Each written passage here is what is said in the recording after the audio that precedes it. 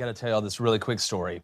Me and Reed went to see Top Gun over the weekend. First off, phenomenal movie. Was it good? Well done. Best Tom Cruise movie there ever was. I'll die on that hill. It was that good. Wow. Very emotional in the theaters. People were crying. Very nostalgic. Shout out Iceman, R.I.P. He's been in a Spoiler alert. Sorry. Look, the best Tom Cruise movie? So we went and bought just regular admission tickets, went to the theater, went up to the box in front, got regular tickets.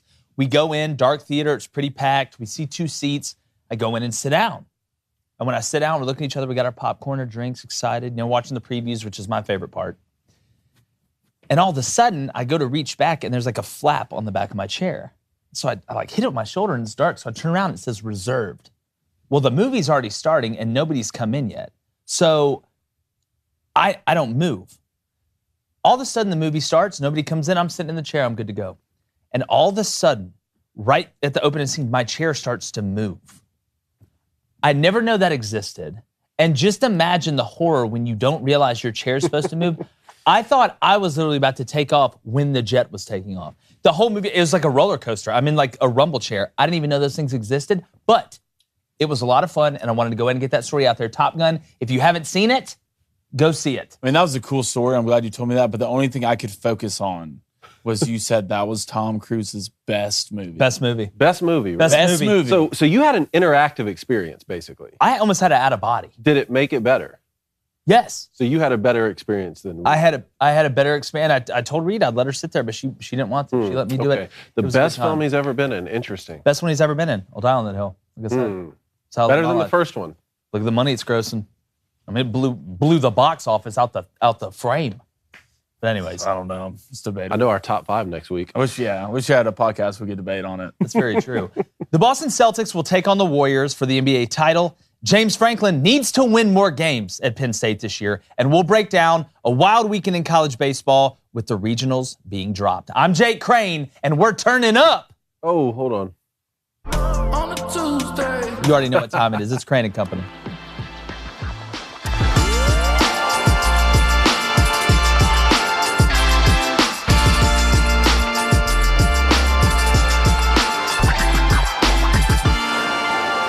The Golden State Warriors are the talk of the town right now, as they should be, considering they're playing in their 6th NBA Finals in the last 8 years. Steph has shown his flashes of brilliance. Klay Thompson looks healthy. Draymond's still Draymond. And the added bonus of Andrew Wiggins, Jordan Poole, and Looney stepping up has the Warriors clicking on all cylinders.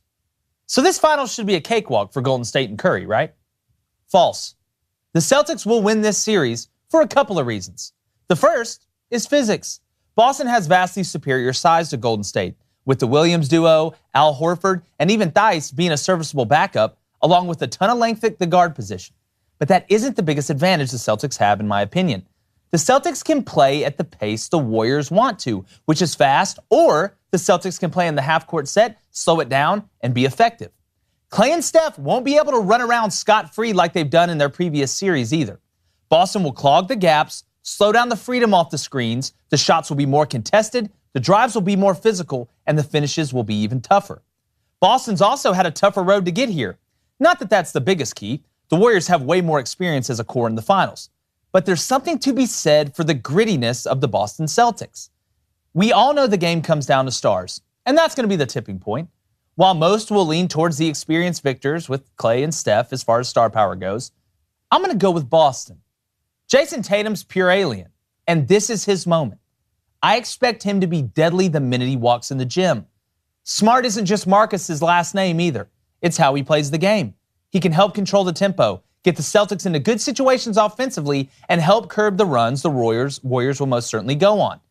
One guy to watch as an X factor for at least a couple games is Al Horford, who has either discovered the fountain of youth or went to Hogwarts during the offseason to train because the old head has been balling.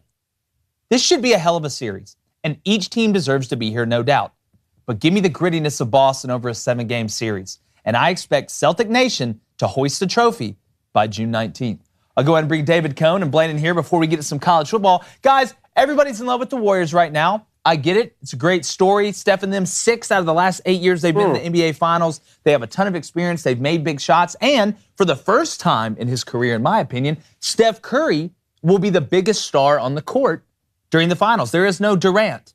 There is no LeBron. Steph is going to be the biggest star. Very interested to see how that plays out. But I love the length of Boston. I love the physicality of Boston. And if they have some semblance of health with Robert Williams and the guys down low, I expect the Celtics to win this series. Man, I've been torn on this series. I've been thinking hard about this. And I think, one thing I do want to say, if Jimmy Butler hits that three at the end of the game, Game 7 for the Heat, we're having an entirely different conversation right now. We're talking about an epic collapse of the Celtics at home in Game 6 and then on the road in Game 7. But he didn't hit that shot. And now they're going to go play the Warriors. I like the length at every position, like you're talking about. Defense does travel in the NBA. We'll see if they can stay healthy. And this team did find a way to contain and get past KD and Giannis. Those are tall feats, okay? And they found a way to do it. But the Celtics, to me, I was a lot more excited about them going into the Eastern Conference Finals than coming out of the Eastern Conference Finals. The big thing to me is the Warriors are going to have home court advantage in this, which means the Celtics are already going to have to steal one on the road. And I don't think they win all three in Boston Garden, so they're going to have to steal two on the road, in my opinion. Andrew Wiggins is the key to me. We're not that far removed from talking about this kid like, is he a bust? Does he have number 1 overall talent? Because he went number 1 overall. What is clear is he was drafted off athleticism. He does have number 1 overall athleticism, and he doesn't have a number 1 overall personality. He can go in and lock in on Jason Tatum every single night in this series, just like he was asked to do on So you think they're going to put Wiggins on Jason, not Draymond? I think they're going to put Wiggins on Jason Tatum, and I think he's going to do a really good job. Now, will Jason Tatum still go off for 28 points in 2 or 3 games in this series, maybe even 35? Sure. But I think night in and night out, Andrew Wiggins can go lock in on Jason Tatum and do so, do what he's asked to do against him, right? Without any sort of ego. I think he fits right in on this Warriors team. And the last thing I'll say is Steph Curry has never won a Finals MVP. And I don't see this guy retiring without winning a Finals MVP. You could have made the argument he should have won it when Iguodala won the Finals MVP that year. Yeah. But I think the Warriors find a way to get this done with the home court advantage, because if it comes down to a Game 7, I don't see Steph and this crew losing at home. I'll push back on one point. I do think the Celtics have been pretty good on the road in the playoffs. I would not be shocked to see the Celtics steal one of those 2 games, especially watch for Game 1, because I'll continue to say this, and this is kind of our motto on this show. And I know the Warriors are versatile, but the teams that have the most success win in multiple ways. I think the Celtics can win a dogfight that's low scoring. I think the Celtics can win a track meet that's high scoring. I wonder, Blaine, I'm not saying the Warriors are soft, but the Celtics, that's a different breed than what you just played in the Mavericks, what you played with the Grizzlies. We're not going to be getting off screen so easy. Clay and Steph were running around unimpeded basically the whole playoffs. The Celtics have had, to your point, have had to fight. They've had to fight, they've had to claw, they've had to scratch. The Warriors, while there have been some pivotal moments and some clutch moments where they showed up, I just feel like the Celtics have that X factor a little bit this year. Well, I think a couple things here. One, the Celtics, you got to get healthy and you got to stay healthy. Well, they've had a while to get healthy. If you're going to run a 7-game series with the Warriors. 2, I think the Warriors, regardless of have they been impeded on picks and just open shots? No. I mean, the Warriors are known to hit contested shots with Steph and Clay. The difference to me is this. You have the length and you have the athleticism on the Celtics side. One, their offense can't sputter in certain games like they did against the Heat, or they can't lose big leads like they've been doing versus the Warriors. The Warriors will beat you. If you give up the lead, they will not just take their time and let you just sneak it out. The guys on this team will beat you. You have championship experience in the Warriors. And one big thing for me for the Celtics, if we're talking about the Celtics, is going to be Marcus Smart. All right, tempo in this game will be huge, especially for the Celtics. If I'm the Celtics, I want to slow this game down. I agree. I want to slow this game down, make all the little things hard. And the Celtics have been good doing that this entire playoffs. But the difference is, to me, I do think this is a pick'em series. A lot of people have the Warriors win it. A lot of people have the ESPN has the Celtics. They're 70% favorites tonight to win this, which is insane to me. But I can see, I think the Warriors are 3.5. Well, Thursday. On Thursday, on the spread. But to me, I go back to experience, right? Who's been there before and who's done it and who knows what it takes? Jason Tatum and these boys are still looking for one, all right? Jason Tatum, if you want to be a superstar, if you want to transcend, you can't take a game off in these playoffs. You have to be the guy for the Celtics. It can't be Jaylen Brown. It has to be you. Because I promise you, Steph, he's going to be there. Clay, He's going to be there. Draymond will be there with intensity and trying to get in these young guys' heads. And the big factor to me of the Golden State Warriors is Jordan. I know you said Andrew Wiggins. Defensively, that is huge. Did he stop Luka the entire time? No. I think Luka ended up with 51% shooting, making shots. That's really good. He wore him down. But he wore him down, and he kind of made the guys around Luka almost play a little bit worse, trying to throw the timing off on certain things. I still think a big key in this is going to be Jordan Poole for the Warriors. What Jordan Poole are we getting? Because right now, Steph, Clay, and Jordan are shooting above 35% from three. And the Warriors are a lot better three-pointing shooting team than the Miami Heat. Don't forget about Jaylen Brown either. So actually, I disagree with one point. I don't think Jason Tatum needs to go into this with a sort of one-man mentality. I don't think Jason Tatum needs to show out every single game for the Celtics to win this series. I do think that he needs to do his part, but the Celtics are one of those teams that play good enough team basketball where someone like Jaylen Brown can show up in a game where, let's say, Jason Tatum's getting locked down, or more importantly, Horford to do his part down low, not just physically, against Draymond Green, but emotionally, and be the vet in the league and not engage in those sorts of things that Draymond wants to engage in. Then you talk about Marcus Smart at the point guard position being the defensive player of the year. If he's able to stay healthy and at least, look, Golden State's going to get their shots off, right? I mean, you can't just completely shut them down, but at least make things scrappy. Make it, earn it, slow the game down. Now I think you're talking about a very interesting series, but I don't think Jason Tatum needs to go into this with a sort of one-man hero mentality. I don't think just Jaylen Brown will be enough. No. These guys. The Celtics. These guys, Jason Tatum, well, that's what you I'm saying. have to be a superstar. Team basketball. You have to. Team basketball, great. You're not going to play enough team basketball to beat these guys. I promise you. I watch teams in the finals play team basketball against these guys and get washed. See, but these guys hitting shots. If Steph and Clay are on, and which they're usually on in the finals, and you add Jordan Poole and the way Andrew Wiggins has been playing, there has to be a superstar for the Celtics on that basketball court. Okay, last thing. I'll move to college football and then the Booster Club. But if we're going to sit here and say that Tatum and them don't have experience and they're going in the finals, let's not act like Jordan Poole or Andrew Wiggins has experience balling in the finals. No. What I am saying is this is not the same Warriors team. We have to make sure we understand this isn't the same Warriors team that we saw in those fistfights with LeBron. It's a little bit different. They're a little bit greener once you get through Clay and Steph. We know what Clay and Steph are. We know what Draymond is. It's not. Iguodala went. Let's not forget. Iguodala was hitting every clutch shot. But I do want to move on to college football to get to this James Franklin thing and then the Booster Club. Let's do it. So what are you hot on with James Franklin here? Okay. I want to preface this. Booster Club, both branches. Listen to me here. I am not saying who I think has the best chance of getting fired. James Franklin just signed a 10-year, $70 million contract. I know he's not getting fired. Jimbo Fisher just signed a huge contract. I know he's not getting fired. Scott Frost just got money taken away. If he doesn't do well, he will get fired. What I'm saying is which coach needs a big year the worst, needs a big breakout year again. And I will say why James Franklin, to me, even more than Jimbo Fisher. Because I think A&M's year is going to be the year after this one, not this year, like a lot of people are thinking.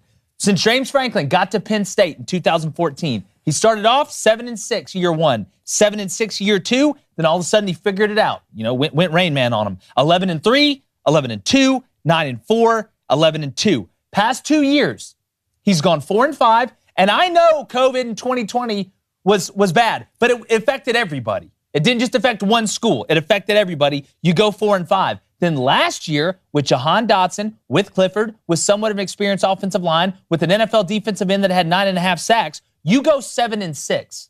So you're reverting back to where you were.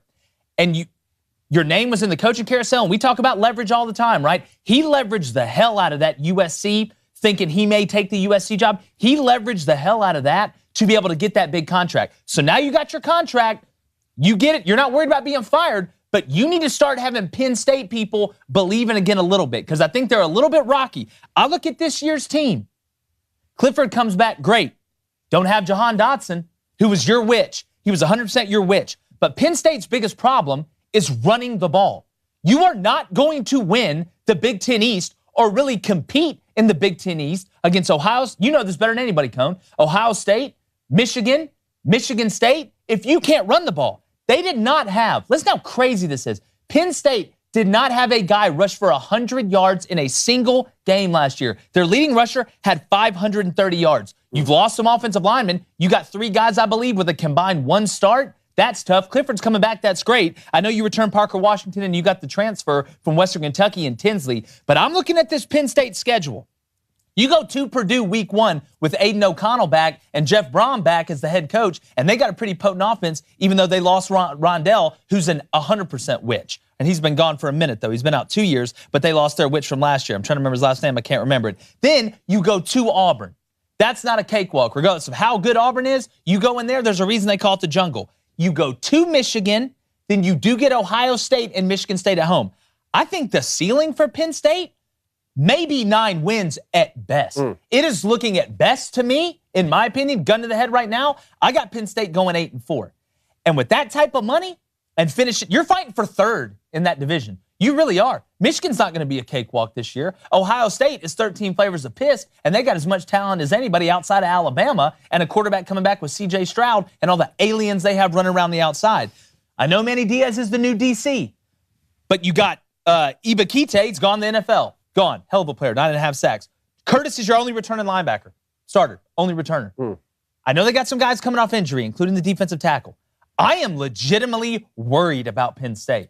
And I'm not trying to sit here and make up anything, but there is a lot of pressure. If James Franklin goes 7-5 again, you are going to start hearing a little bit of chirping. I want to know about the Boost Club. I know you put a poll out, but do you agree that James Franklin has they need to have a big year, Cone? The rushing statistics you read are particularly interesting because this is a program that's only a few years removed from having maybe one of the top 5 greatest running backs I've ever seen in college in Saquon Barkley. So that is alarming.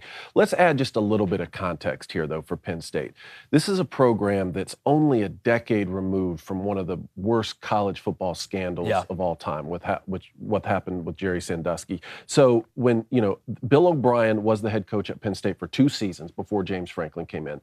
But what you have to understand, I think James Franklin was probably vetted harder for that job than any coach has ever been. I agree. Because the thinking was, okay, we do need a good football coach, all right? And if this guy won 9 games back-to-back seasons at Vanderbilt, then he's our guy to come in and have a really good football program, but more importantly, have a great culture and lead young men in the right way after what happened at Penn State. So I think that he has checked both of those boxes. You combine the fact that I think that the Big Ten East is the 2nd toughest division in college football, right behind the right SEC now, West. Right now, and for the last few years, even though I think the way Kentucky and Tennessee and South Carolina are trending, the SEC East is going to make it. There probably won't be divisions in a couple years. Well, there won't ever be able to say that. There won't be. For right now, of course. Yeah, for sure. So if you're Penn State and you're thinking, well, James Franklin is, he's leading the program in the right way. He did win a conference championship in 2016, and he might bolt for USC. I can see why they locked him down, even though I do think it's very interesting with the tweet that I shared with you guys, and we talked about this a little bit last fall at the time it was happening. His numbers are slightly worse than Jim Harbaugh. I've got him right here if you want me to read off the numbers. This is a great find by you. Remember, James Franklin has been at Penn State a year longer than Jim Harbaugh's been at Michigan. So this is with an extra year. Franklin's overall record, hold on, I got it right here. Jim Harbaugh is 42-17 in the Big Ten. 42-17. I went and looked up the numbers. James Franklin is 42-28 going into this year. They have the exact same amount of wins, but James Franklin has a whole season worth of losses more than Jim Harbaugh. And you made the point. Jim Harbaugh was about to get fired before last year, and James Franklin is looked at as one of the most elite coaches there is. But I do have to say this, and Blaine, yes, you know where I'm going here. James Franklin went 9-4 at Vanderbilt in back-to-back years, which qualifies you to be one of the Avengers, which is why I'm shocked you've seen Penn State kind of fall off the table a little bit these past 2 years. One of the best coaching jobs I've ever seen, but you look at these numbers with Harbaugh, and it's mighty interesting kind of looking at the narratives on who's doing what and having the most success. And I bet you Michigan has a better year this year than Penn State does, too. Vandy. Expectations. No, you have expectations. Don't tell me you can't win at Vanderbilt. You won that 9 games twice. You can win there. You fired Derek Mason for a reason, didn't you? You know why? Because you have expectations. The things that we were talking about this, I remember talking about it last year, just how bad Penn State didn't want to let this guy go. How bad they will pay him whatever they have to pay him for him to stay. Set the hook. Set the hook. And, it comes down to one of these things like You know, it's a little bit different, right? When you're paid up, you're not worried about a lot. You got the money you need. You know, guys act a little different. But if you're fighting for a contract, if your back's against the wall, it's getting there's smoke in the room. Jim It's about Harbaugh? to be a fire. Jim Harbaugh. Yeah. Things you put a little more effort to it. You know, it's like Game 6 on the road. You got to win it to stay in it. Guys will play a little harder than they usually do. It's just the way of the road. Your competitive edge goes up. You know, Franklin's sitting on that big contract he has at Penn State. Maybe maybe now it's a little different. So a little pressure to warm that seat up. It's never a bad thing, in my opinion. Yeah, and even though I would say, you know, the expectations for Michigan are higher than they are at Penn State. Yes. I believe that you can make that case. But still, that tweet from Scott Bell, what really caught my attention with that is, at that time, one of those guys was considered a failure. Jim Harbaugh was maybe going to get fired if he doesn't beat Ohio last year. The other one is the most red-hot coaching commodity in the country and may go to Southern Cal. That's what really had me shocked. It just shows you, it's a lot of it is about the narrative. There's nuance in it, obviously. But Blaine, what's the Booster Club saying? Let's immerse ourselves. JT Bastion 201-64732 wants to say, Penn State fan here. What's up, dog? He wants to know. Well, he wants us to know this is the year that he gets impatient. Really? I'm with you. This is the year. Thank you for sharing that. Do you see a little correlation? I don't want to, rock the boat too much here. But do we see kind of a correlation? I know Texas State, A&M Auburn? has had more. No. Oh. I know Texas A&M has had more success than Penn State recently, even though it had been unbelievable success. It's been like, a couple games here and there. Does Penn State and Texas A&M situation kind of marry each other a little bit, or is Jimbo's contract just so crazy and they've had the number one recruiting class and all this that the expectation should be higher for Texas A&M than they should be Penn State? Well, one, at least James Franklin in Penn State has won his conference. Not only won his division a couple times, but actually won the conference. Jimbo hasn't even done that. But neither one of them are going to get fired this season. Oh, no. Again, that's not the argument. But to me, man, I think look, Jimbo has to do something. Jimbo has to do something. And the only feather in your cap cannot be, in the SEC, cannot be that you were able to beat Alabama by 3 when you played them at home, but you still went 8-4 that Well, they went 11-1 that one year, didn't they? Well, No, that was 7. They went 7-1. Right? It was the COVID year, and I do agree. I still agree with him that they probably had a better case than Notre Dame that year, and they didn't get in. I understand that. And once you're in the playoff, you never know what could happen. Yeah. But it was 7-1, and it was a COVID. COVID. What else we got, Blaine? You gotta love when your only loss is to Bama. It's tough. True. I know. I get it. All right, who is Ryan MCC says Franklin needs to have a hell of a recruiting class for the next decade to have any hope of winning it big. Well, again, we talk about the SEC East just a second ago on these teams that are rising. Mel Tucker and Michigan State, they're not messing around over there. I mean, look at the rest of that division. I know obviously the other one's a little bit weaker with Iowa and Wisconsin and some of these other teams. But watching Penn State and the roster they have, it is not, in my opinion, on par with what Michigan and Ohio State have. And Penn State fans do not want to fight for scraps in that division. They have higher expectations than that, and they should. Penn State's a program with a ton of traditions, has proven that they can win championships there. But the expectation for James Franklin, and I know, like Blaine said, it may change a little bit, but I know how competitive James Franklin is. That first game at Purdue, guys, I'm telling you, that's a scary game. If I'm a Penn State fan going over there, because that's a little different Purdue team than we're used to seeing. What else, Blaine? A couple things here from the Chicago Sports Network. Okay. He says, James Franklin is one of the most overrated coaches in college football. 9 wins at Vandy twice? Who else? He had Vandy in the top 25. Who else is doing that? Who else has done that? I still think, in my opinion, it's the greatest coaching job ever. It's one of them. You didn't win a national championship. That Spurrier win. I tell you what, it's almost harder to go 9-4 at Vandy to go undefeated at another school. I don't think you're crazy saying that. I would put James Franklin going 9-4 at Vanderbilt twice, and Steve Spurrier winning 33 games in 3 years at South Carolina. I would give the edge to Vandy. It's a little bit tougher, but those are 2 of the best coaching jobs that I've seen. Okay, another thing here from Chicago. One, Andy Vella. Okay, guys, I shaved my beard. Yeah, Blaine has no beard. Let's quit talking about it. Let's quit talking about it. Oh, yeah, that's going to make him stop. That's going to make him stop talking about you shaving your beard. I'll be honest about it. You want to be honest? A couple things here. One, I tried to trim it and I messed up. Oh. Now the truth comes out. I tried to trim it and I messed up. Okay? And at that point, there's no coming back, so I had to shave it. I get it. One, it was turning red, and it only gets redder when it's sunnier out. What's wrong with that? What do you mean, what's wrong with that? What is wrong with that? I don't like it. A lot of great people out there with red beards. No. Okay? A lot of guys out there listening to the show right now, red beard. They look great. I don't. Okay. Yeah, Ryan Fitzpatrick, Fitzmagic. Blaine Magic. Yes, Chicago Sports Network says, what do we think about Rutgers this year? He says, do you see him over 7 wins? No, I don't. Again, like the Rutgers program. I like the decisions they've made recently. I just still don't think their roster is on par. They've got some guys at the skill position that can do it, but a lot of people do. It's up front for Rutgers. That's the difference. Just like we talk about in the SEC, I don't care if it's Pac-12, Big Ten, ACC, AAC, whatever. You got to be good up front. If you're not good up front, it's not going to work. It's very simple. It's science. And I'm not even a scientist, and I know that. But neither is Bill Nye, and he knows that, I think. You're not a scientist? Not anymore, since I retired. Yeah. All right, Blaine Azian. What do we think about Maryland this year? We got any hope for Maryland this year? Young Tua? They're just so inconsistent. They're just so inconsistent. There'll be games where they'll probably beat Texas. Yeah, I think they're going to be better. I think they're going to be better this season. It's amazing. Loxley and the crew. I like Loxley. Kai Loxley was at Iowa Western when I was there. I love Kai. Really? I love that family. Yeah, Kai's a great guy. But, again, Maryland, to me, has been too inconsistent. They have got to show consistency, and Maryland fans will tell you that, too. Sometimes they'll show up offensively, and they'll look like the Globetrotters. You can't stop them. Then they'll show up and look like the Bad News Bears. Yeah. Eventually, there has to be some sort of mainline consistency, or the defense has got to get good enough to where you can absorb some of those hits when it's not clicking on offense. That's been the difference for Maryland. All right, you want another one? Yes. Okay, let's get it. Do we believe, Moore Stevens says, do we believe that this is going to be a down year for Georgia, Florida? It says UT, so I'm going to go Texas. For Georgia, no. Florida. I mean, Florida, Down again. year. You sure it's not Tennessee? I'd say Georgia, Florida, and Tennessee, probably.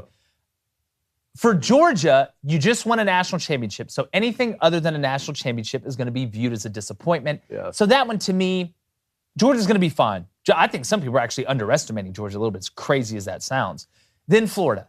The roster right now, I know AR-15's got a chance. I've got to see him be able to read the coverages a little bit more. I've got to see him be a little more, intuitive, because eventually you play teams that have athletes that are pretty close to you. You can run around a lot. We've seen quarterbacks outrun Bam at the quarterback position, and AR-15 can do that. But does he have enough weapons around him to be able to get away with that, like the way Johnny Manziel could, and then Mike Evans would save him? Or Joe Burrow could, and then one of the 14 freaks that they had outside could save him. Jamar Chase, I can go down the list. When I look at Tennessee, the NCAA cloud still worries me a little bit, even though it's kind of getting put on the back burner, and we haven't heard a ton about it, but that's typically when you get worried. Now that they've added some more depth on defense, and Hendon Hooker returns in that system, I know they lost Jones at wide receiver, Vilas, and he's the guy we had in the show, but they have weapons. And that system, you don't have to have a bunch of Bo Jacksons out there running around for that system Tennessee runs to be effective. But my worry for him last year was the lack of depth on defense. And when you go full speed, if you don't know, if you've been under a rock, Tennessee goes about as fast as anybody offensively. Josh Heupel took that offense from UCF and took it to Tennessee. They are going warp speed. Now they've added depth on defense, but they not only added depth, they have experience on the defensive side of the ball, knowing what to expect with that style of offense. They've upgraded players. They're in the system another year with the returning quarterback and weapons. I like Tennessee up front. I think the defense is going to be even better. I think Tennessee may finish second in the East. I'm going back and forth a little bit. That's what I have. Yeah, I don't, I love Kentucky. I love what they have. Will Levis, they lost Wandell, who was huge. That was his security blanket. I know they returned C-Rod and a couple weapons. I love what Kentucky does up front. But no, I think Florida's expectations year one under Billy need to be tempered because the roster around AR-15 isn't ready to compete the way that you can at Georgia. Or honestly, even Tennessee right now, I would take Tennessee's roster over Florida's roster. For sure. I have Georgia winning it and Tennessee coming in second, Kentucky coming in third. And if you're Billy Napier, if you can figure out a way to compete for that 2, 3, 4 spot with those teams, you're off to a hot start. I agree. All right, EB551. Sister Riggs thinks that Penn State will win 7 games. I would not be shocked. I would not be shocked. You lose one of those home games, you can't lose to Minnesota. You can't lose to one of these teams because if you lose to Purdue, then you go lose to Auburn, you're going to start hearing the Penn State fans. You're going to start hearing them a little bit, but that money's already in the bank. You made your bet, and look, it could work out. Penn State could go undefeated. I don't think they will. But James Franklin, I think, is a good coach. I wouldn't put him overrated, but that amount of money with what's gone on the past 2 years, I just feel like you reached a little bit. I think we're shooting 1-1. EB55, all right, says, what do y'all think will happen first in sports history? A quintuple double? are a homer of every single type in a game. A solo shot, 2-run, 3-run, and a granny. Homer. The homer. Think a I homer? think the homer. Yeah. Baseball, I tell you what's crazy about baseball. You see things. Watch baseball my whole life. Played it my whole life. I still see things I've never seen Sure. in baseball happen. Mm-hmm. Just because it's that type of sport. There's crazy things that happen every day in baseball.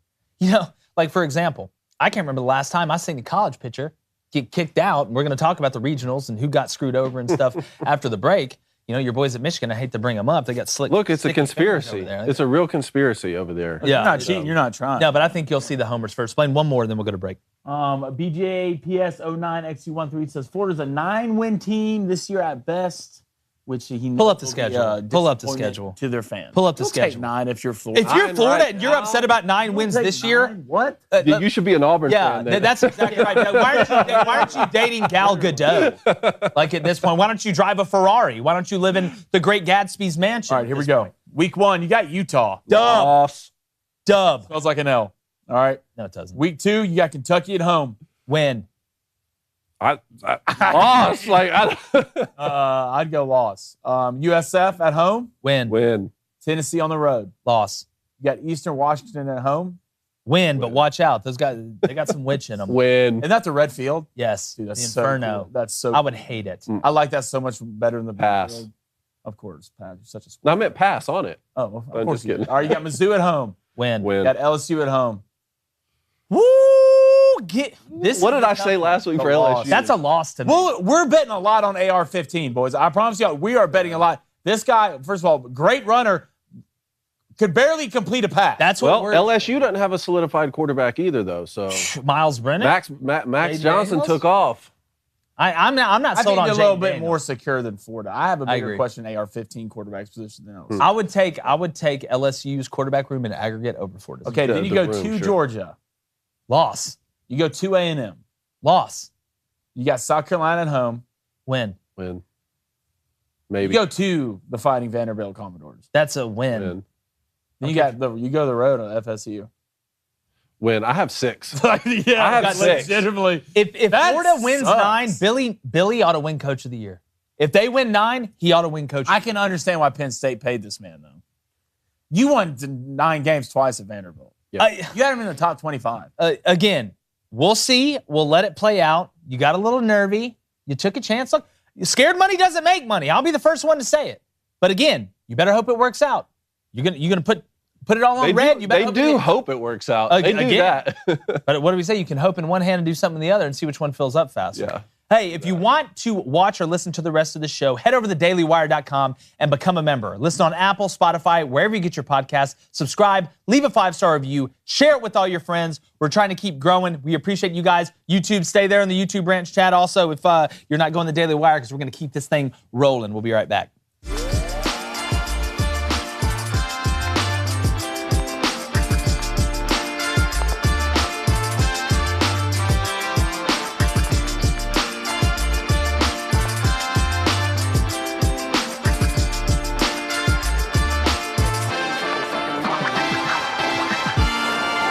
All right, so we had the college baseball regionals, baby. It's time. We're starting to get in it. The host got, announced and all this. So there's a couple things. There's a couple things. There's a couple things. And there always is when you have an NCAA selection committee and you're choosing people to go to the postseason and all this. NC State, in my opinion, you got hosed. You got hosed.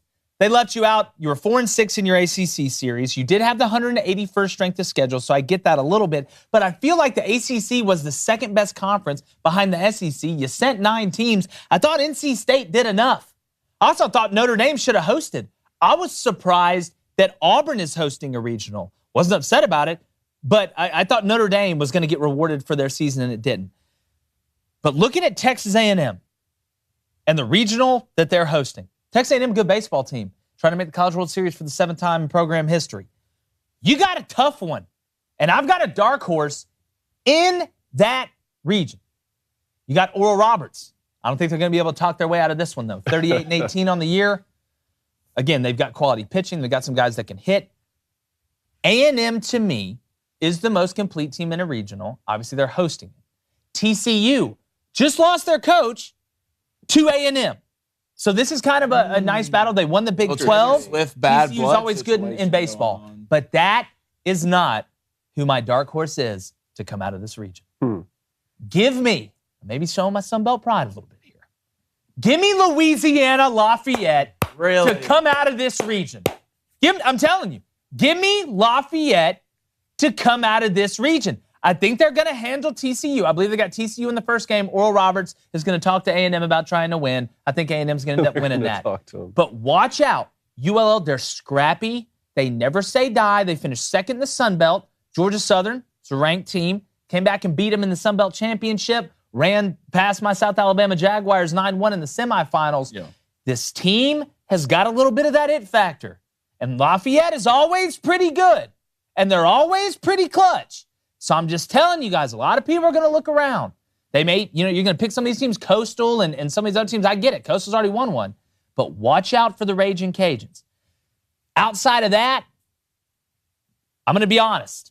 SEC is probably going to win it, and it's going to be Tennessee. Tennessee has one of the best college baseball teams Tennessee looks good. I've ever seen. They do. They look real good. I think they became the first team to win the SEC basketball tournament and the baseball tournament in the same year. It's a big Tennessee thing to do is get there and fold. So I see this team to me is different. I think Tony coming from a guy who picked him to win it. I did. I picked him to win the March Madness. Folded like a paper plane. I think Tony V has taken all the arrogant swagger that baseball players are thought and used it to create this dark energy that he's pushed onto the Tennessee. I mean, you're walking around in fur coats after you're hitting them over the trees. I mean, you've got guys basically talking trash. Your head coach is out there talking trash, bumping umpires. He took all the things that people think the stereotypes about baseball players and is using it to his advantage. Bad boys. They're the bad boys of college baseball. They are the bad boys of college baseball. The Fab Five did that in basketball, and they fell short twice. Well, Chris Webber, don't call a timeout when you don't have one. Yeah, don't do that. I don't think it's going to happen. I don't think Tony V's going to. That was a big mistake. I want to see your Sun Belt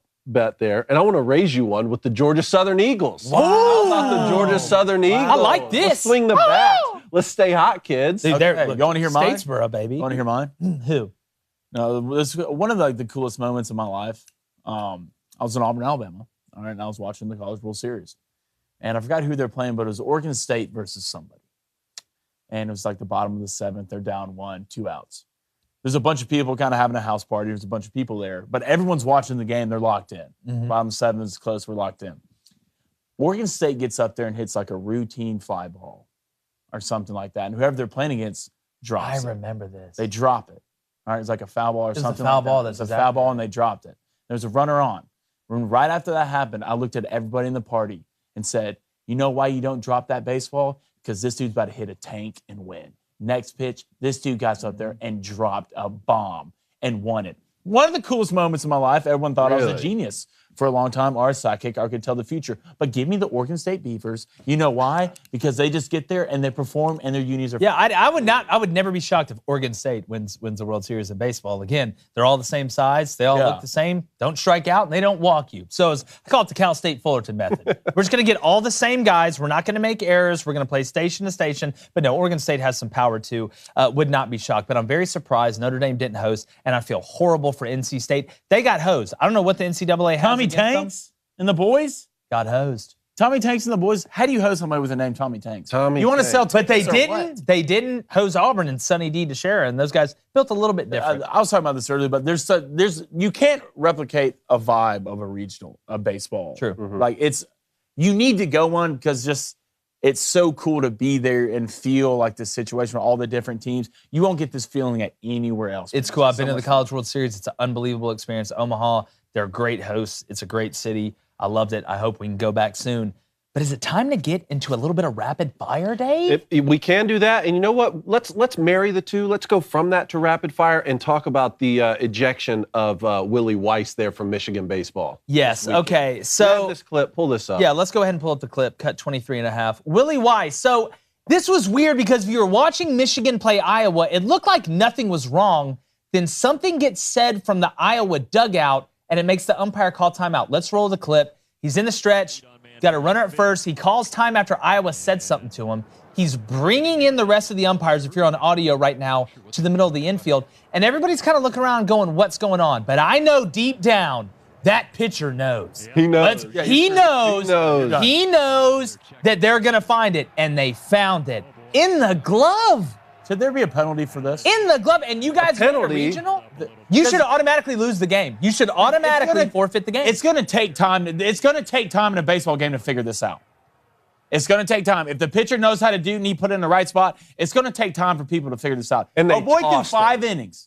Boy through 5 innings. Should there be a penalty for this? It's stick 'em.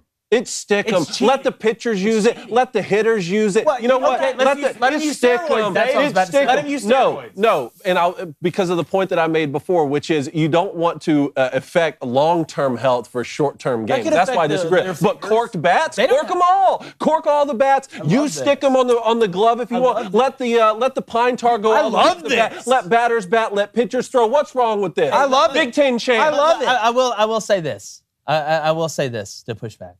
You know, they used to say that cigarettes weren't bad for you, or that certain fertilizers wouldn't give you pancreatic cancer, or whatever that is, that infomercial. Okay. How do we know that Stickum 20 years from now scientists aren't going to run studies and find out that, oh my goodness, it's seeping through your fingers and getting in your butt? Well, you know what? You don't know. You know what? Here, I'll give you. When they do, maybe we'll analyze that. Until then, stick them on the pitching hand, put pine tar all the way up the bat, and let's get on and play baseball. I'm in the same boat, Dave. That's why I had the steroids. You should forfeit the game. I want to see balls get hit 600 feet. I want to see someone throw to 112 miles per hour. I want to see someone run a 3.7 60 to first base. It's time we grow up, right? It's time we grow up. Fan. It's sticking. That doesn't help you throw strikes, right? Peak performers. And I still go back to it. Elon Musk is landing rockets backwards. We probably can turn things invisible. Was Star Wars real? And we still can't use steroids?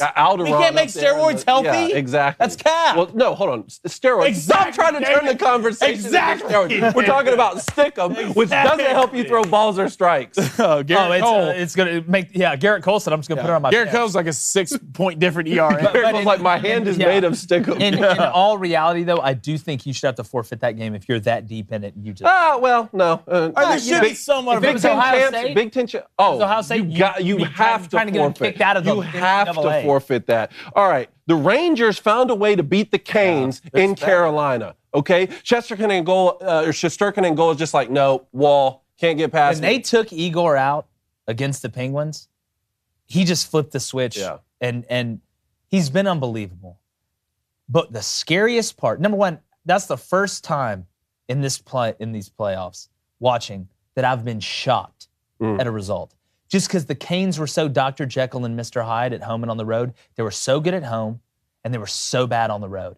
And they looked like they were on the road. But the scariest thing about the Rangers is their average age is 27. This team isn't going anywhere. Gotcha. This team is super talented. They're super young. You got the goalie. You got Zibanejad, who is an absolute reach. The whole crew, they play so well together. The Rangers, to me, they're pretty impressive to watch. I was shocked at the way the Canes played at home. I was shocked. Well, Shesterkin, anytime you have Shesterkin in goal, you're going to have a chance, right? He's just that phenomenal in goals, doing things that only like 3 goalies have done in 68 years. You add on to that Carolina's had their own problems in goal with several injuries. Like, that's not a good solution. But on top of all of that, they just weren't playing crisp.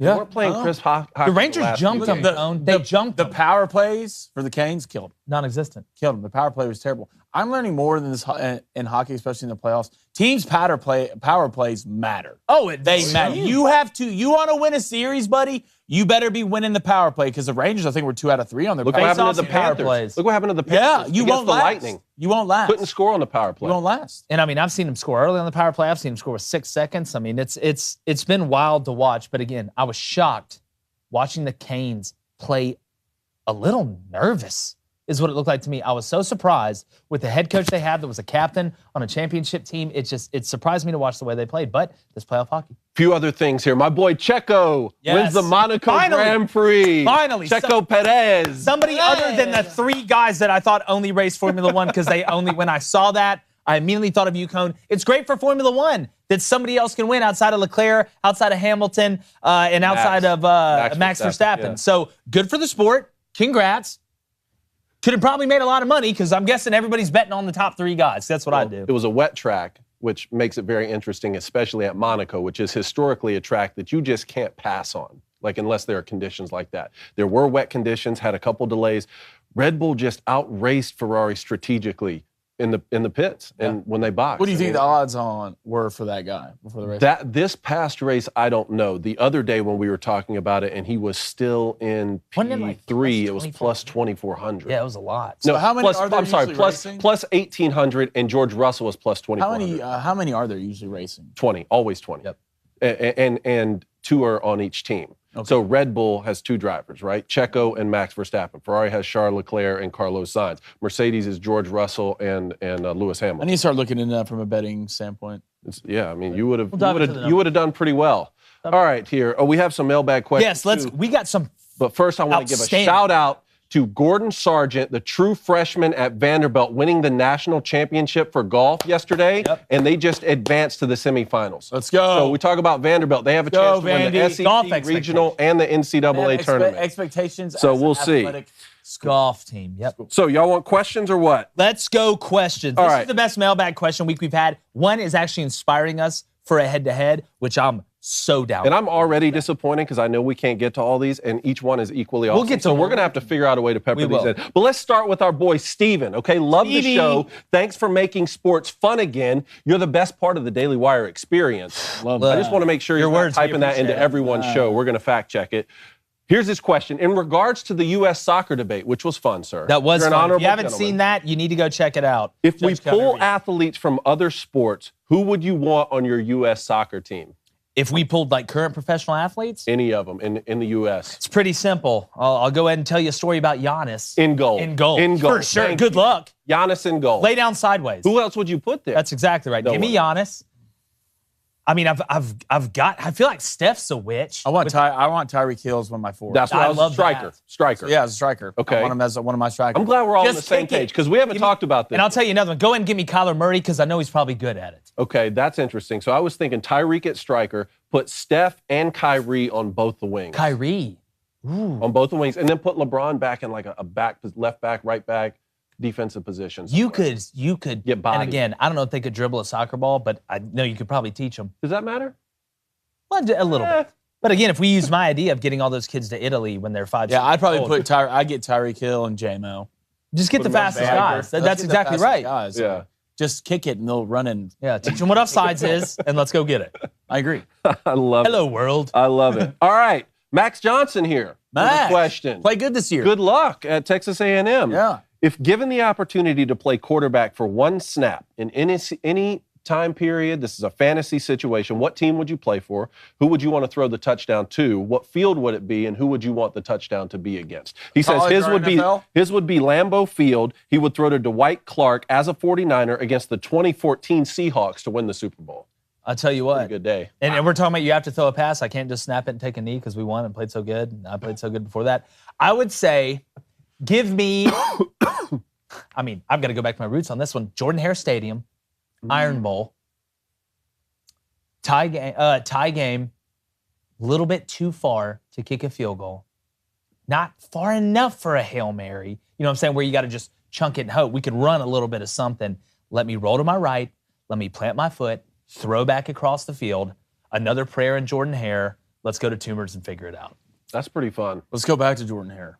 Wow. Oh, double Jordan Hare. Go back to Jordan Hare. This is against Bama. I said the same thing. Fourth and I said Bama. oh, okay. I believe it's Bama or LSU, one or the other. 4th and 2.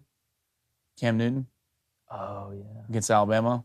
What are we going to call? Who are we going to trust? Out to But you're stop to throwing- Darvin Adams. We're going to trust Darvin Adams. It's true. On the left side of the field, receiver to run a hitch and beat this guy. And they beat him. Guess what? I believe is that when the Lutschenkirchen pass happened? Yes. Yeah. Like people think that pass The Cam back. 4th and 2, the one and only. You want to talk about underrated guy? Except for me in college, I know I'm an Auburn fan, but I love Darvin Adams. Darvin Adams. Darvin Adams clutch. was a freak. Darvin Adams was clutch. Well, he did say play in the NFL for once. Okay, in the But NFL. you want to do an NFL game at Jordan Hare? That's fine. I'm with him in Lambeau. I just like don't. it. I'll go Lambeau because that would be cool. Yeah, I just don't want it to be Game winner. freezing.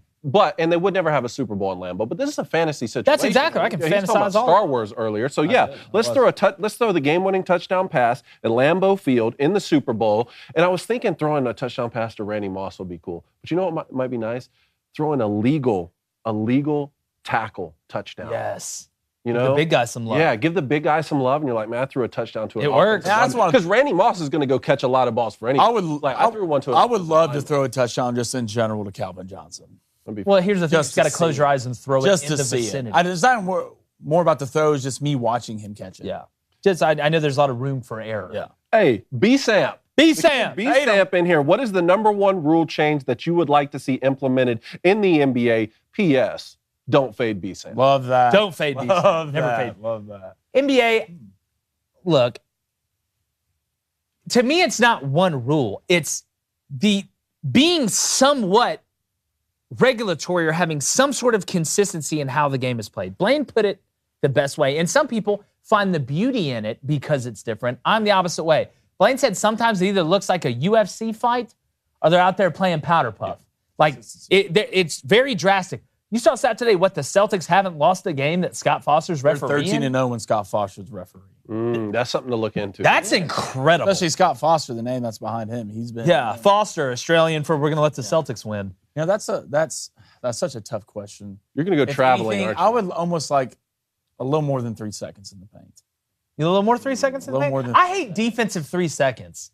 I hate that. I don't like it. I don't. You got five stretch fives that can go out and shoot. I don't even know. Do they have defensive 3 seconds in Europe? I don't know. I don't think they do because I They have never the saw an Euro article stuff, though. about Lucas saying like the rules are a lot harder overseas Really? than they are. I'd have to in the look into that. US. Yeah. I just look at the rules over here, but I can look into that. I want to see some discipline when it comes to traveling. You know, there's no discipline on the calls when it comes to traveling. And I want to see What's some traveling? discipline. I want to see some discipline on the inbounds passes. Because right now we got guys getting the ball and then they're this far over it and they're throwing the ball in. No, can we get some discipline? They never call If you're it. not out of bounds, they never call it. Last year in college basketball, not this current last year, but the year before last in college basketball, they were calling it all the time. I looked at it this year in college basketball. Gonzaga does every time. They're like, no, it's good. Did Do they? we think when the ball touches the floor that the clock should start, or when someone touches the ball? When someone touches the ball. I'm fine either way. I'm fine with it being when someone touches the ball because I need the guys to come up and press. Make him pick the ball up. Yeah. Make him pick the ball up. I like you know it. what I mean? I like it. All right, Okay. Kenny, what else? Let's move on to Robert. I think it's Robert with a Roberti? Roberti? Roberto? I don't know. Be like Tiger Woods and his daddy. Anyway, he On says, ESPN. huge fan, all caps, best sports show. There seems to be a theme here, okay? love that. In reference to sleepers for college football, do you think Utah has a legitimate chance? He doesn't say a legitimate chance to do what, but let's say make be the play, significant. make the play. Don't forget, they took the all-powerful Buckeyes down to the wire in a shootout in the Rose Bowl. Yeah. That game was so much Yeah, but let's not act like Ohio State was exactly jacked and tan to be there after what just happened. Even though they did win the game, Ryan Day even said, I mean, I guarantee you they weren't as enthusiastic about that game as they would have been about others. My thing for Utah is you got to get by Florida. You get by Florida, Utah's got a chance to run the table. Because again, Lincoln, still working on it out there in USC. I got to see that defense. Oregon with Dan Lanning, new coach. I love the hire. Bo Nix going to be the quarterback there. He's got some experience. Still not 100% sold on Oregon. That league is up for grabs. And I would say Utah is the most complete team, the most physical team in that conference, which is a big deal. So I think if they get by Florida, which I don't think they will, they'll have a chance to make the playoff because they could run the table. And if they beat Florida and then they run the table in the Pac-12, we'll see how Florida does. But they're going to have an obviously great argument with some of the triage tents put up around the SEC, what they do to each other. Then the Big Ten, you look at the Big 12 with Oklahoma State and Baylor and some of these other teams. I think Utah would not only have a chance to make the playoff, but have a good chance to get that number 3 spot, which is a big deal when you look at how good Alabama's going to be this year. You'd much rather have to play them second for a chance than first in the semifinal. Mike. Utah's going to be good, and they're going to be good because they play physical. Yep. And I'm telling you, in that Rose Bowl, when the starting quarterback went out and the backup kid came in and threw a touchdown in the Rose Bowl to keep them in it there on that final drive, They got I guts, was man. going crazy. I never knew. I don't know him. I never heard of the remember- kid in my life. I'm just thinking, just think about that. You came in and you did your job all the way down the field. You threw a touchdown. You weren't the reason that your team lost just because the starting quarterback went out. I loved it for him. Yeah, Utah's attitude reflects leadership. Like this, remember the Titans. So you want to move on to picks? Let's go, Blaine. Let's read a little bit. But I will say this, though. Comments? So Dalton and Ryan, we have questions from you guys that we're going to get to later this week. And then for Spencer, on the Punter Go on esports, we're going to make that a full head-to-head. We're going to make that a full head-to-head because I've got a great comparison. I just want to see. Blaine, let's read some Booster Club comments, both branches, while I go to the board of community trust, community outreach. Sister Riggs says, live. Utah's getting past Florida. Sister Riggs, listen. It's the random. There's a reason they're a dog. Hold on. Kanye West, I'm going to let you finish. It's a random mistake they make near the end of the season that worries me. And Utah has been known to slip up against somebody they shouldn't slip up against during the regular season. I agree. Again, if it wasn't game one, I would almost feel better about Utah if it wasn't game one. But it is game one. What else, Blaine, we got from the Booster Club? Yeah, I saw a question up here. Let me grab it real quick. It was from David. Ooh, David. Yeah, David Carnegie. Nice. DC3. He asked, let's go back to the beginning of the show. We can spread it around with these questions. Will Boston be able to keep up with the Golden State Warriors scoring? Yeah, again, let's not forget the Warriors were getting beat by the Grizzlies by 50. Okay, the Warriors, they've been good. We know they have experience. We know they're talented. But Boston is hungry. There's a difference, and I get experience is key. I'm the first one to say experience is the one trait that can't be taught. It has to be learned. But the Celtics are hungry. Imagine how hungry the Warriors were for that first one when they beat the odds to go win it. It's a little bit different when you haven't won one, when you've lost your last 3 times in the Eastern Conference Finals, then you finally get there. Because it's not like Jason Tatum is a kid anymore. It's not like Jaylen Brown is a kid anymore. It's not like Marcus Smart is a kid anymore. Grant Williams, one of the youngest guys on there, is acting like one of the old heads. I can barely tell the difference between him and Al Horford sometimes by their demeanor, which is a compliment. Boston, I'm just telling you guys right now, they will bully the Warriors a little bit. Do not be shocked if you see the Warriors get bullied a little bit and then adjust. You know, considering how hungry they are, I would have liked to have seen them close out Miami in Boston in games. But does that not give you confidence, they've though, blown Colin? huge leads. Huge leads at home. But they're here. One other point I meant to bring up when you said that you wouldn't be surprised if Boston steals one of these first 2 games at Golden State. I agree with you. I think they'll either win game 1 Thursday or win game 2. But I don't think they hold serve at home with tennis, with the French Open. I don't think they hold serve at home. I think this thing is 2-2, which means they have to win 2 out of the next 3, and 2 of those 3 are in Golden State. That would be it's tough. Be a war. That would be tough. All right, B. All right, Ro Jamie says, punter go on esports. Sammy V and I've been waiting for this moment. We're going to make it a full That's going to be the head-to-head. Is our esports actual sport? You guys have lit a fire here. On this. Y'all are my mouthing. That's great. One more, Blaine. Can't wait for that one. You think it's a sport, Dave? You think it's a sport? Well, I'm not going to give away my position. Yeah, we're not giving away. Don't dig for answers early here. Why not? Don't get the shovel out early. All right, RAR3576216 says, why is Michigan not ranked after finishing at number 3? Guessing when they finished number 3 last year in football? He's talking about football? Yeah, I believe so. I'd have to look at it. Wait, is Michigan unranked? I believe that. I don't pay that much attention to preseason polls because it's just other people talking about how good they think the teams are. Except our preseason picks. Yeah, except those are exactly. Trust us there. We'll look that up. All right, I'm going to get to the board. So let's go ahead and set the scene. It's May 31st, right? Unless I'm losing my mind. It's May 31st. Correct. Overall, 24. It hadn't been a great month for anybody outside of Baby Cone, but it hadn't been a disastrous month. We've been in the green every month we've done this, even going back to the earlier show before we even came over here. So, again, chance to finish 500. I'm 24-26 overall in the month. Blaine, 23-27. Cone, 27-2. Baby Cone is 18-8 and is plus 7 in units. What came out of you? He's flying around. Good Lord, David. I'm having to hear about it. He's 21-8 overall. It's ridiculous. He was flying around. So, here's what I got tonight. I'm going for broke. I got to. Scared money doesn't make any money. Penn State paid James Franklin. I'm playing the same cards. I wish I could pay myself that much. Avs minus 1.5. McKinnon. Let's get to winning by more than 1.5. That's plus 125.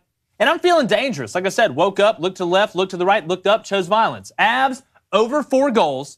That's plus 110. I'm trying to finish with the best record and get the units back close to even. Let's see how we do. Blaine, tell them what you're rolling with today, because it's coming down to me and you, bud, pretty much. Yeah, look, man, I hope you get one under your belt.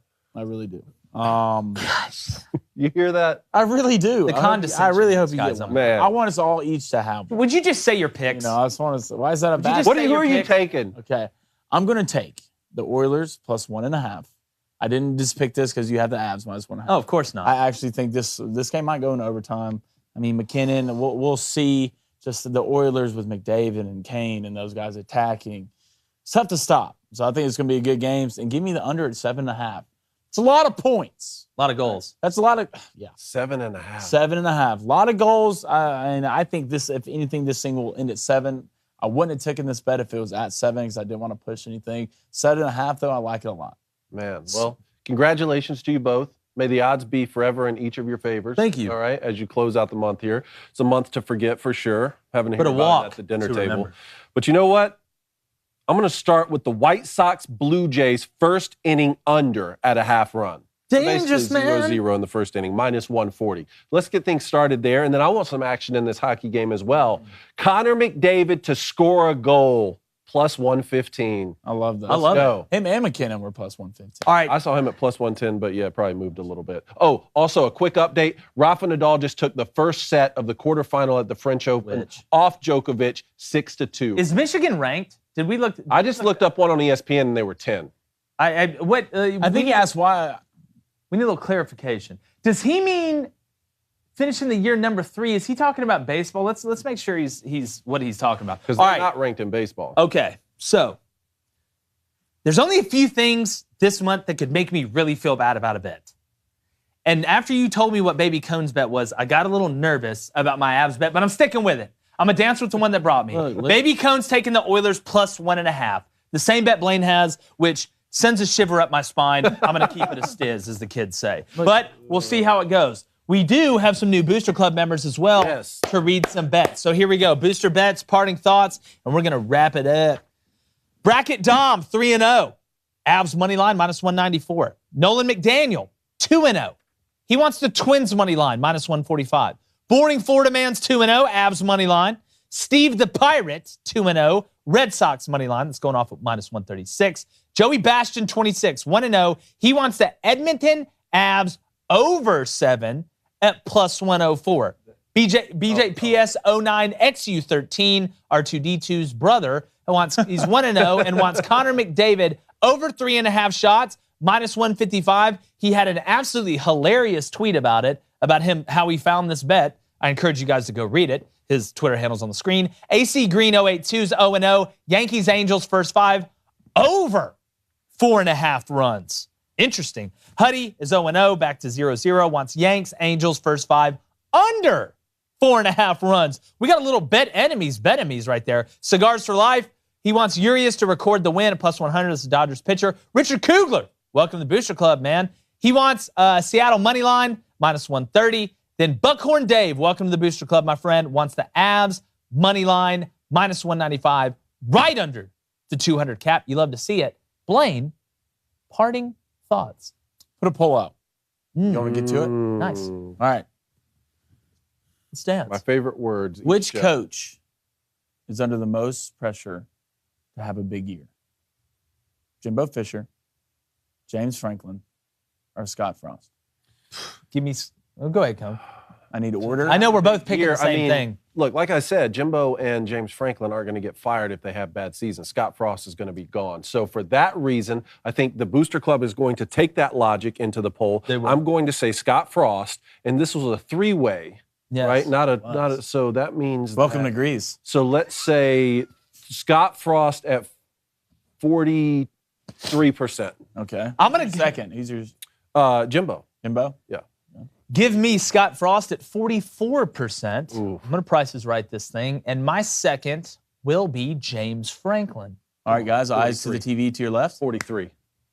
Survey says? Scott Frost, 51%. Yes. Jimbo, 43%.